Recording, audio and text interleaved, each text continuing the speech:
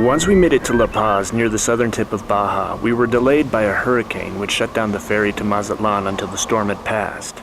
This was alright by my wife, who then happened to have a crippling case of Montezuma's revenge.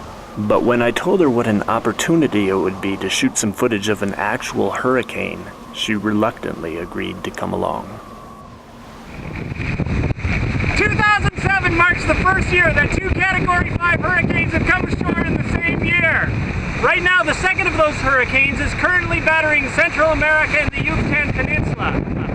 At the same time, Hurricane Henriette has come ashore here in Baja California on the west coast of Mexico.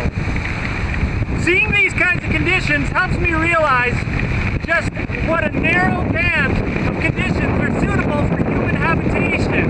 Too little water in the form of drought that is currently facing the American Southwest can be just as deadly as too much water in too little time.